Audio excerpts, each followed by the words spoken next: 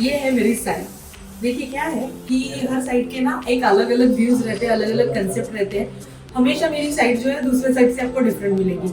आप देख सकते हैं इस वॉल का, ये वॉल पूरी टेक्सचर्ड वॉल है। पहले यहाँ पे वॉल नहीं थी। ये एक पोर्शन यानी इनका किचन का एरिया था। एंट्री से डायरेक्टली किचन में एंट्री हो रही थी। तो ये एंट्री ना हम लोगों को बहुत ज्यादा और क्लाइंट को भी बहुत बॉदर कर रही थी कि एंट्री के बराबर ही हमारा किचन एरिया दिख रहा है। तो हमने उनको सजेस्ट किया कि आप वो वॉल को पूरा कम्प्लीटली पैक कर दीजिए। उस वॉल को हम लॉबी एरिया में कन्वर्ट करते हुए वहाँ पे हम कुछ अच्छा डिजाइनर वर्किंग कर सकते हैं। तो इसलिए वहाँ पे हमने वॉल क्रिएट किया।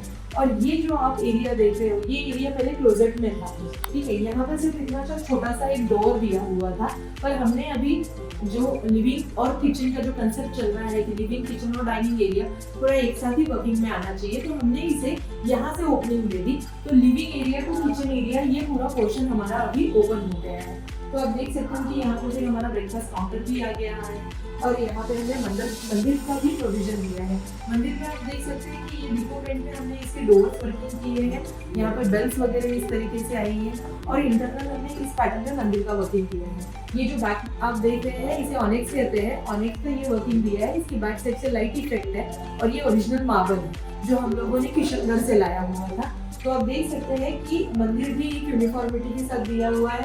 और मेन क्लाइंट का कंसर्न था कि उन्हें घर जो है ना वो व्हाइट और गोल्ड के इफेक्ट में ही चाहिए था। मेंटेन करना भले ही मुश्किल हो, पर क्लाइंट की तो चॉइस है ही वैसी।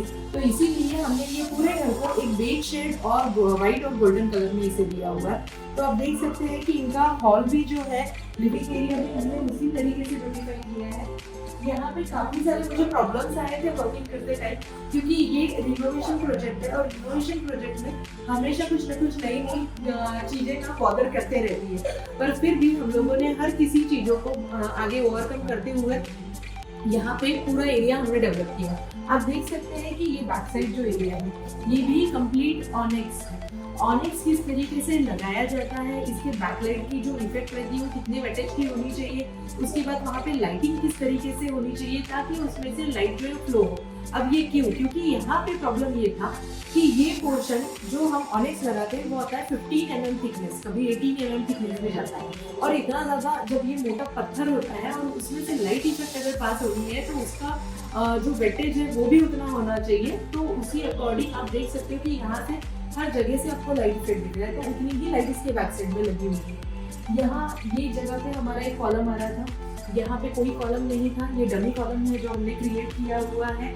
और यहाँ पे भी एक कॉलम आ रहा था, तो इसे भी हमने यहाँ पे जैसे पैरेलल के थ्रू वर्किंग किया है। अब हर जगह पे आप देखोगे कि एक सिंप्लिसिटी दी हुई है। कलर कॉम्बिनेशन एकदम ही जो है सेटल्ड वर्किंग की है और साथ में ऑनिक्स का वर्किंग किया है।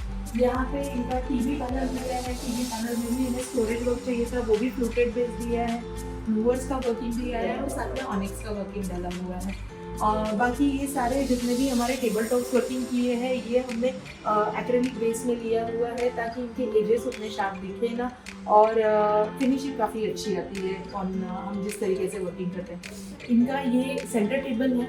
सेंटर टेबल भी जो बनाया हुआ है वो भी हमने ऑनिक्स में ही बनाया है पूरा सेंटर टेबल। तो आप देख सकते हैं कि हर चीज़ को ना प्रॉपरली यहाँ पे सिंक्रोनाइज करते हुए हमने प्रोडक्ट को यूज़ किया हुआ है। आप किचन भी देख सकते हैं, जो किचन हॉल से टोटली विजिबल है, वाइट शेड में है, पर उतना ही वो नीट एंड क्लीन है। वाइट शेड यूज किया है, पर वाइट शेड अगर हम एक्रेलिक बेस में यूज करते हैं तो उसे क्लीनिंग करना बहुत ज़्यादा इजी हो जाता है। साथ में आप देख सकते हैं कि ये हमने यहाँ पे पॉट्स वर्किंग किया हुआ है और यहाँ पे सिंक भी जो लगाया है वो उसी से मैच करते हुए सिंक डाला हुआ है।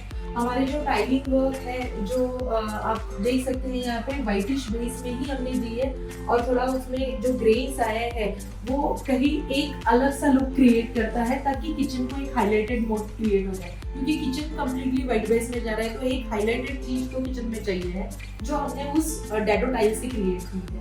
यहाँ पे हमने फ्लूटेड ग्लास और फ्लूटेड लैम्प जो हमारा एक्रेलिक आ रहा है उसका भी यूज किया है। यहाँ पे आप देखेंगे कि ये प्रोफाइल विथ फ्लूटेड ग्लास डाला है और यहाँ पे ये जो शटर्स आ रहे हैं ये फ्लूटेड एक्रेलिक शटर्स आ रहे हैं। तो इस तरीके से हमने इनका एरिया डेवलप किया है।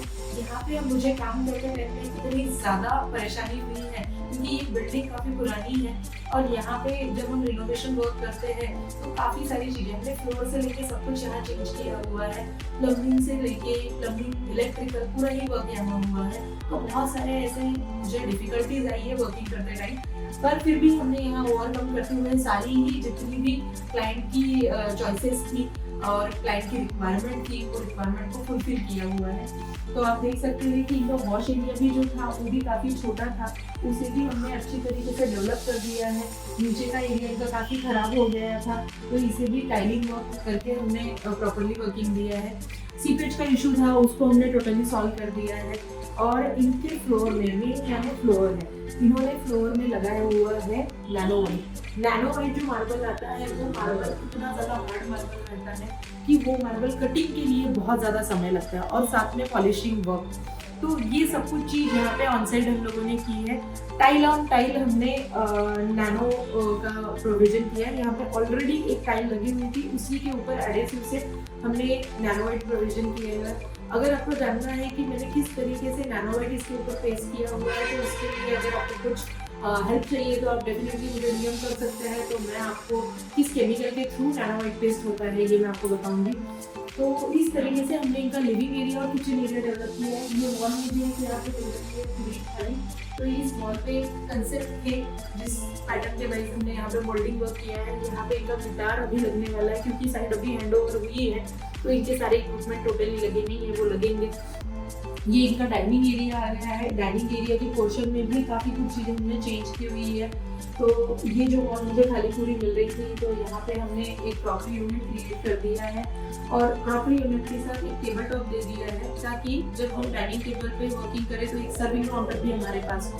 तो ये सारी कुछ चीज़ें की है। उसके बाद ये वॉल हमें जो मिल रही है, इस वॉल को भी हमने थोड़ा सा हाईली डेकोरेटिव वर्क कर दिया है ताकि जब हमारा डाइनिंग आ रहा है तो इस वॉल को एक खाली लुक ना आ जाए, तो इसीलिए ये भी एक हाईलाइट होगी।